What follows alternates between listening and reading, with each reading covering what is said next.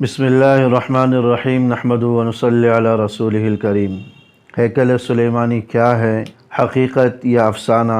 आज मैं जिस उन्वान को लेकर आया हूँ और उससे मुताल्लिक़ इंतहाई दिलचस्प मालूमात और उससे मुताल्लिक़ दिलचस्प बातें आप हज़रात के सामने जो इंतहाई अहमियत के हामिल भी हैं, और इसी की बुनियाद पर आज इसराइल हर किस्म के साज़ो सामान के साथ लेस आग और आहन की फ़लस्तीनियों पर बारिश कर रहा है। आखिर ये हैकल सुलेमानी है क्या? इसकी हकीकत क्या है? आया यहूद का दावा इसके पस मंज़र में कोई हकीकत भी रखता है या नहीं रखता? इस दावा की हकीकत क्या है? मुसलमान इस जगह पर दावेदार क्यों हैं? इस सारी चीज़ों का पस मंज़र, इस सारी चीज़ों से मुताल्लिक़ निचोड़ मालूमात मैं आप हज़रात के सामने आज रखने जा रहा हूँ। सबसे पहले हम आते हैं कि हैकल का माना क्या है। हैकल या इब्रानी ज़बान में माबद यानी इबादत गाह को कहा जाता है। यहूद का दावा है कि इस जगह हैकल सुलेमानी यानी हज़रत सुलेमान अलैहिस्सलाम की तामीर करदा इबादत गाह थी, जिस जगह पर आज मस्जिद अक्सा है जो मुसलमानों का क़िबला अव्वल कहलाता है। इसको सुलेमान हैकल या सुलेमान टेम्पल के नाम से यहूद जानते हैं और उसको ताबीर करते हैं। यहूद का दावा यह है कि हैकल सुलेमानी यानी हज़रत सुलेमान अलैहिस्सलाम की इबादत गाह ये हज़रत सुलेमान अलैहिस्सलाम ने तामीर करवाई थी। और इसका पस मंज़र कुछ यूँ बयान किया जाता है कि सबसे पहले हज़रत दाऊद अलैहिस्सलाम जो हज़रत सुलेमान अलैहिस्सलाम के वालिद माजिद थे, उनको बज़रिए वही पैगाम दिया गया कि आप इस जगह एक बड़ी इबादत गाह तामीर करें। हज़रत दाऊद अलैहिस्सलाम ने तामीर का आगाज़ किया, लेकिन वो तामीर मुकम्मल न कर पाए, उससे पहले ही उनकी वफ़ात हो गई। फिर हज़रत सुलेमान अलैहिस्सलाम को अल्लाह जल्ल शानो की तरफ से हुक्म आया कि आप इस इबादत गाह को तामीर करें और इस माबद को तामीर करें। हज़रत सुलेमान अलैहिस्सलाम ने इसकी तामीर का आगाज़ किया और इसके लिए जिन्नात की, शयातीन की, बड़े बड़े इफ़रीतों का इज्तिमा बुलाया, इंसानों का इज्तिमा, जिन्नात का इज्तिमा, शयातीन का इज्तिमा। अल्लाह जल्ल शानो ने जिन्नात और शयातीन और बड़े बड़े इफ़रीतों को हज़रत सुलेमान अलैहिस्सलाम के ताबे कर दिया था। कुरान करीम की सूरह सबा के अंदर है, व मिनल जिन्नि मन यअमलु बैन यदैहि बिइज़्नि रब्बिह। ये जिन्नात हज़रत सुलेमान अलैहिस्सलाम के सामने अपने रब के हुक्म की वजह से उनके हुक्म के उनके सामने जो है ना अमल किया करते थे और उनके अहकाम और उनके फरामीन बजा लाया करते। तो हज़रत सुलेमान अलैहिस्सलाम ने इस माबद और हैकल की तामीर के लिए बड़े बड़े जिन्नात, बड़े बड़े इफ़रीतों और शयातीन का इज्तिमा बुलाया और उन्हें ही जगह इबादत गाह तामीर करने का हुक्म दिया। जिन्नात के एक गुरोह पर उसकी दीवारें खड़ी करने की ज़िम्मेदारी सुपुर्द की गई, एक गुरोह को सुतूनों को खड़ा करने का काम सौंपा गया, जिन्नात की एक जमात को बड़ी बड़ी चट्टानों को काट कर उनको तराश कर वहाँ नस्ब करने की ज़िम्मेदारी तफ़वीज़ की गई, और जिन्नात की एक गुरोह को समंदरों में गोता ज़नी का हुक्म दिया गया कि समंदरों में गोता ज़न हो और फिर वहाँ से बड़े बड़े मोती, बड़े बड़े कीमती पत्थर, मरजान वग़ैरह वहाँ से निकाले। तो जिन्नात और शयातीन समंदर में गोताज़न होते और बड़े बड़े शुतुरमुर्ग के अंडे जितने और मुर्गी के अंडे जितने मोतियाँ और कीमती पत्थर वो समंदर से बरामद किया करते थे। और हज़रत सुलेमान अलैहिस्सलाम ने इस हैकल और माबद की तामीर के अंदर ये बड़े बड़े मोती लगाए, लेकिन चूँकि गोल थे तो इमारत और बुनियादें इस पर टिक न सकी, यूँ वो इमारत मुनहदिम हो गई, जिसमें बड़ी बड़ी कीमती पत्थर और बड़े बड़े मोतियाँ जिसके अंदर लगाई गई थी, वो इमारत मुनहदिम हो गई। अब हज़रत सुलेमान अलैहिस्सलाम ने दोबारा मशवरा किया कि तामीर कैसे हो और इसकी तामीर एक ग्रेट हैकल की तामीर कैसे हो, इसकी तामीर कैसे मुकम्मल की जाए। बड़े बड़े दानिश्वरों से, बड़े बड़े जिन्नात से अपने एक वज़ीर जो आसिफ़ इब्न बरखिया कहलाते थे, जिनके बारे में कुरान करीम में अल्लाह जल्ल शानो ने उन्हें अपनी इसमें आज़म का इल्म अता फरमाया, उनसे मशवरा किया। तो आसिफ़ इब्न बरखिया जो हज़रत सुलेमान अलैहिस्सलाम का वज़ीर था, उन्होंने ये मशवरा दिया कि बड़े बड़े लोहे के और तांबे को पिघलाकर बड़ी बड़ी देगें बनाई जाए और उन देगों के अंदर जो है पत्थर रख कर उसकी बुनियादें खोदी जाएँ। तो उसकी बुनियादों को खोदा गया, माबद की बुनियादों को खोदा गया, इतना खोदते गए कि नीचे से पानी निकल आए। اب اس پانی والی جگہ میں کوئی چیز ٹھہرتی نہیں، پتھر بھرنا شروع کر دیے تاکہ بنیادیں ڈھل جائیں، لیکن وہ پانی اتنا رفتار والا تھا کہ وہ پتھر کو باہر پھینک دیتا تھا۔ بالآخر مشورے سے یہ طے ہوا کہ لوہے کی اور تانبے کی بڑی بڑی دیگیں بنائی جائیں اور ان دیگوں کے اندر پتھر بھر کر پانی کے اوپر رکھا جائے اور اس بڑی بڑی دیگوں پر اس معبد کی، اس ہیکل کی بنیادوں کو قائم کیا جائے۔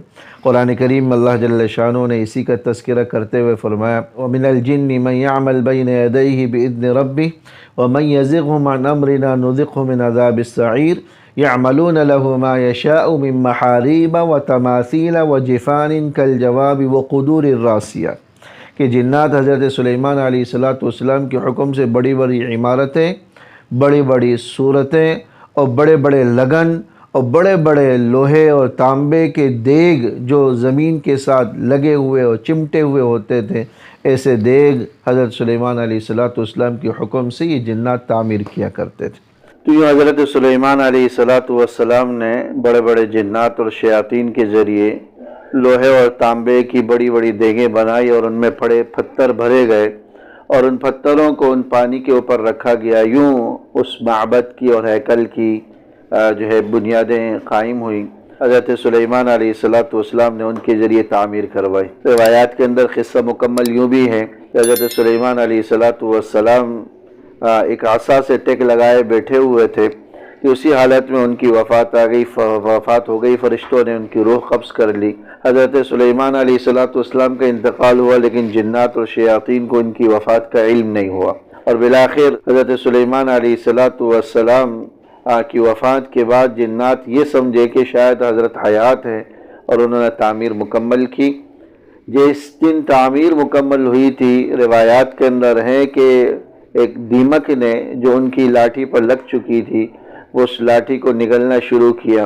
جس دن تعمیر مکمل ہوئی اس دن دیمک کی وجہ سے وہ لاٹھی ٹوٹی، حضرت سلیمان علیہ السلام نیچے گرے، تو جنات کو پتہ چلا کہ حضرت سلیمان علیہ السلام کی وفات ہو چکی۔ تو بہرحال یہ تو تھی ہیکل سلیمانی کی حقیقت، معبد سلیمانی یا ہیکل سلیمانی، جس کا یہود دعویٰ کرتے ہیں، اور یہ دعویٰ کرتے ہیں کہ اس مسجد اقصی کی جگہ ہیکل سلیمانی تھا جو اس کے نیچے دفن ہے، اس کے نیچے دبا ہوا ہے، اور ایک دیوار جس کو دیوار گریہ کا نام دیتے ہیں، اس کے بارے میں ان کا یہ کہنا ہے یہ اسی کے آثار میں سے۔ اب آتے ہیں اس بات کی طرف کہ اس دعوے کی حقیقت کیا ہے، اس دعوے کی سچائی کتنی ہے، یہ حقیقت ہے یا افسانہ۔ اس کے لیے ہم اگر مستند مراجع کی طرف رجوع کریں تو صحیح بخاری اور صحیح مسلم کی روایت کا پتہ چلتا ہے۔ حضرت ابو ذر غفاری رضی اللہ تعالی عنہ نے حضور علیہ السلام سے دریافت کیا کہ سب سے پہلی مسجد جو اس دنیا پر بنائی گئی، اللہ جل شانہ کی عبادت گاہ جو اس دنیا پر بنائی گئی، کون سی تھی؟ حضور علیہ السلام نے فرمایا کہ وہ مسجد حرام تھی، جہاں بیت اللہ ہے اس کے ارد گرد جو مسجد ہے وہ مسجد حرام کہلاتی۔ پھر پوچھا حضرت ابو ذر غفاری رضی اللہ تعالی عنہ نے کہ دوسرے نمبر پر جو معبد اور عبادت گاہ اللہ جل شانہ کی عبادت کے لیے قائم کی گئی وہ کون سی جگہ پر تھی، وہ کون سی جگہ تھی، کون سی عبادت گاہ قائم کی گئی؟ تو حضور علیہ السلام نے فرمایا کہ المسجد الاقصی، وہ مسجد اقصی تھی۔ تیسرا سوال حضرت ابو ذر غفاری رضی اللہ تعالیٰ عنہ نے یہ کیا کہ مسجد حرام اور مسجد اقصی کے درمیان کتنی مدت کا فاصلہ تھا؟ حضور علیہ السلام نے فرمایا کہ 40 سال۔ گویا کہ ان دونوں کے درمیان ایک مختصر سا وقفہ تھا، مختصر سی مدت تھی، فقط صرف 40 سال کی۔ اب سوال یہ پیدا ہوتا ہے کہ اگر مسجد حرام کے بانی، اس کو تعمیر کرنے والے حضرت ابراہیم علیہ السلام ہیں، تو مسجد اقصی 40 سال کے بعد مسجد اقصی کا وجود حضرت سلیمان علیہ السلام کے ذریعے کیسے ممکن؟ کیونکہ حضرت ابراہیم اور حضرت سلیمان علیہ السلام کے درمیان 1000 سال سے زیادہ کا دورانیہ ہے، 1000 سال سے زیادہ کا وقفہ۔ اس لیے تو ممکن نہیں ہے کہ مسجد اقصی کی تعمیر حضرت سلیمان علیہ السلام نے کی۔ تو ہم بتاتے ہیں آپ کو کہ مسجد اقصی کی تعمیر کیسے ہوئی۔ حقیقت یہ ہے کہ یہاں مکے کے اندر مسجد حرام کی تعمیر حضرت ابراہیم علیہ السلام کے ہاتھوں ہوئی، اور فلسطین کے اندر مسجد اقصی کی تعمیر حضرت ابراہیم علیہ السلام کے بیٹے حضرت یعقوب علیہ السلام کے ہاتھوں ہوئی۔ حضرت یعقوب علیہ السلام در حقیقت حضرت ابراہیم علیہ السلام کے پوتے ہیں، حضرت اسحاق علیہ السلام کے صاحبزادے۔ حضرت اسحاق علیہ السلام ان کے بیٹے حضرت یعقوب علیہ السلام، پھر ان کے بیٹے حضرت یوسف علیہ السلام۔ حضرت یعقوب علیہ السلام کا نام بھی یعقوب کے بجائے اسرائیل بتلایا جاتا ہے، اور اسرائیل کا عبرانی زبان میں معنی عبداللہ کے کیے جاتے ہیں، اور ان کا نام اسرائیل تھا۔ تو حضرت یعقوب علیہ السلام کے ہاتھوں مسجد اقصی کی سب سے پہلی تعمیر ہوئی، اور پھر حضرت سلیمان علیہ السلام نے اپنے زمانے میں اس کی دوبارہ تعمیر کی، جس کا ابھی ہم نے تذکرہ کیا، جس کو یہود ہیکل سلیمانی کا نام دیتے ہیں، سولومون ہیکل کا نام دیا جاتا ہے۔ لیکن حضرت عیسیٰ علیہ السلام کی آمد سے 586 قبل مسیح کا یہ واقعہ ہے۔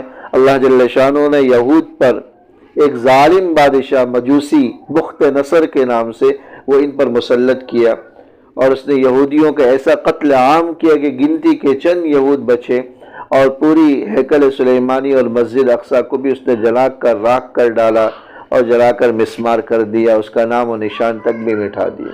تو مختلف ادوار میں اس کی کچھ نہ کچھ تعمیر چلتی رہی، لیکن وہ کچرے کا ڈھیر ہی بنا رہا۔ بالآخر حضرت عمر فاروق رضی اللہ تعالیٰ عنہ کے زمانے خلافت میں بیت المقدس جب فتح ہوا تو آپ نے یہاں پر ایک مسجد تعمیر کی، جو مسجد عمر کے نام سے جانی جاتی ہے، اور یہ وہی مقام تھا جہاں پر مسجد اقصی ہے، اور اسی کو مسجد اقصی کا بھی نام دیا جاتا ہے۔ پھر مختلف زمانوں میں اس کی توسیع ہوتی رہی۔ عبد الملک ابن مروان نے اس کی صحیح معنوں میں تعمیر کی، اس کی تزئین و آرائش کی۔ یہ جو سنہرا گنبد جو مسجد اقصی کے نام پر ہمیں دکھلایا جاتا ہے، جو ایک چٹان پر بنا ہوا ہے، اس سنہرے گنبد کو، جس کو قبۃ الصخرہ کہا جاتا ہے، اس سنہرے گنبد کو بنانے والے اس کی تعمیر کرنے والے بھی عبد الملک ابن مروان۔ عبد الملک ابن مروان نے مسجد اقصی کی تعمیر کی، اس کی تزئین و آرائش کی، پھر اس کے بیٹے ولید ابن عبد الملک نے مزید اس کی تعمیر مکمل کی۔ یوں مسجد اقصی کی تعمیر ہوئی، اور یہود کا یہ دعویٰ کہ یہ ہیکل سلیمانی کی جگہ پر قائم ہے، تو در حقیقت ہیکل سلیمانی کا وجود بخت نصر کے جلانے کی وجہ سے مسمار ہو چکا تھا، اس کا نام و نشان تک وہاں پر موجود نہیں ہے، اور اس کے آثار کے نام پر جو عمارت یا جو دیوار بتلائی جاتی ہے، اس کے بارے میں بھی کوئی حقیقی ثبوت نہیں ہے کہ اسی تعمیر کا ایک حصہ۔ بہرحال اب مسلمانوں کا حق اس جگہ پر کیسے ہے؟ تو میں عرض کرتا چلوں کہ مسلمانوں کا حق اس جگہ پر اس لیے ہے کہ یہی وہ جگہ ہے جو مسلمانوں کی قبلہ اول رہی، یہی وہ جگہ ہے جہاں حضور علیہ السلام معراج کے سفر پر تشریف لے گئے، اور تمام انبیاء کرام علیہ السلام کی آپ نے امامت فرمائی۔ امام الانبیاء کا لقب اسی مقام پر حضور علیہ السلام کو دیا گیا۔ یہیں سے حضور علیہ السلام معراج کے سفر کے لیے اور آسمانوں کی سیر کے لیے تشریف لے کر گئے۔ اسی مقام پر آپ نے جنت کی سواری براق کو باندھا تھا، اور اسی مقام کو حضرت عمر رضی اللہ تعالی عنہ نے تعمیر فرمایا، اور اس کے بعد کے خلفاء نے تعمیر فرمایا۔ تو یہ مسلمانوں کے قبلہ اول ہونے کے ناطے، اور اس کے فضائل بھی احادیث مبارکہ کے اندر بے شمار ہیں، جس کے بیان کرنے کا فی الوقت موقع نہیں ہے۔ اللہ نے توفیق دی تو اس کے مزید فضائل عرض کر دیے جائیں گے۔ حضرت ابراہیم علیہ السلام کے زمانے میں تعمیر کردہ یہ مقام ہے، یہ مسجد اقصی ہے، جس کے بارے میں آج یہود اپنا ہونے کا اور ہیکل سلیمانی ہونے کا دعویٰ کرتے ہیں۔ تو ہم نے اس دعوے کی حقیقت بھی عرض کر دی، اور مسلمانوں کا حق بھی بتلا دیا۔ اسی کی پاداش میں آج فلسطین کے مظلوم مسلمانوں پر ظلم و ستم کے پہاڑ توڑے جا رہے ہیں، ایک افسانے کی بنیاد پر، جس کا کوئی وجود نہیں، جس ہیکل کا کوئی وجود نہیں، اگر تھا بھی تو ظالم بادشاہ کے جلانے کی وجہ سے وہ مسمار ہو کر راکھ کر ڈھیر بن کر رہ گیا، اس کا کوئی وجود نہیں۔ اگر کچھ آثار ہیں تو مسلمان حکمرانوں، مسلمان خلفاء کے تعمیر کردہ تعمیرات کے آثار ہیں، اور اس پر یقیناً بجا طور پر مسلمانوں کا حق ہے۔ اللہ جل شانہ ہم سب کو صحیح سمجھ نصیب فرمائے۔